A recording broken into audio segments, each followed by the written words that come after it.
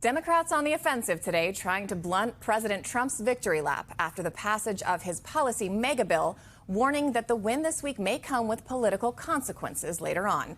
Joining us now, Basil Smikle, Democratic strategist and professor at Columbia University, along with Brendan Buck, communications strategist, and of course, former counselor to House Speaker Paul Ryan. Both of our guests are MSNBC political analysts. Basil, I want to start with you. Let's talk about Democrats and their strategy. First of all, do they finally have one? And do you think the priority here was to kill the bill, or was it always going to be a game about who could message it best? Yeah, I don't know that there was a strategy to kill the bill. They just didn't have the numbers. But I do think it was about messaging. And even though there are a lot of voters that still aren't 100% certain about what's in that bill, enough of them know that what's in it is bad. And I think that is a result of the Democratic messaging. You heard Yamiche earlier talk about the importance of Hakeem Jeffries, Leader Jeffries, making that speech on the floor. And, you know, what I've been saying is, I think Democrats need to put up a split screen, you know, images, video of Republicans clapping and cheering for a bill, knowing that there was some short-term and long-term pain coming to millions of Americans.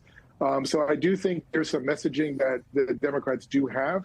The challenge, however, is that it is the midterms are a ways off, and they're going to have to really keep their foot on the gas and engage in a very significant educational opportunity or educational sort of campaign for voters to make sure that they are consistently up to speed with what's happening in their lives with respect to that bill and how they can push back. And Brendan, you summed it up in your most recent New York Times piece, writing, "Is this really how we're legislating now?" And you say, quote, "Congress is no longer in the business of thoughtful legislating. Its role has been reduced to putting political points on the board for the president." So if you're keeping score, how many points do you think the president gets here thanks to Congress? And why do lawmakers seem so willing to give up their power? Well, I mean, I guess if you're Donald Trump, I think all that he really cared about was, did someone deliver him a stack of papers called a bill that he could sign? And sure, there were things within there that he campaigned on and things that perhaps he cared about to some degree. But throughout this entire process, I mean, there was never a clear narrative or purpose for what this whole thing was even supposed to be about. I mean, it started out as an extension of the 2017 tax law, but ultimately it ended up, I think, becoming more defined as a health care bill and taking away health care from people. Look, but whether it's the process or getting the votes, you had members of Congress on all sides of the Republican conference, the moderates, the conservatives, fiscal hawks, whatever you want to call it. Nobody really seemed to like it. There was nothing particularly MAGA about this bill to excite anyone. It was really just about, hey, Donald Trump needs a win. Let's all vote for it, even if we don't like it. And that's just a really sad state of affairs. If you're a member of Congress, you're kind of giving up your power just to say, sure, Mr. President, here's a bill for you to sign.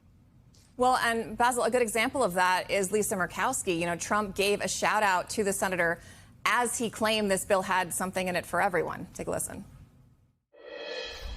Actually, I liked it because we had so much in there that no matter who you are, there was something in that bill that would make your congressman or your senator or your congresswoman, much more importantly, raise their hand and support. Right, Lisa?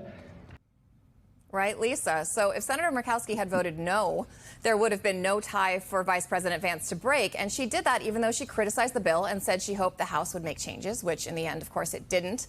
It's a bit of deja vu all over again here. But what do you think her political future looks like and how voters are going to react to this? Oh, wow. You know, when you play that clip, if I'm Lisa Murkowski, I don't know how I would feel having been called out. Yeah, possibly not a shout out she wanted. Yeah, exactly. It's a little creepy, a little eerie. But I remind folks that it was Senator Murkowski who, back in April, said that in a sort of closed door opportunity or session, what have you, that there was audio leaked where she said that we were all afraid. I think that was the quote. And so when you really think about what that means for her, for other members of the House and the Senate, that, you know, it may not have been, to Brendan's point, it may not have been a particularly MAGA-ish bill, maybe with the exception of the expansion of funding for ICE and Border Patrol.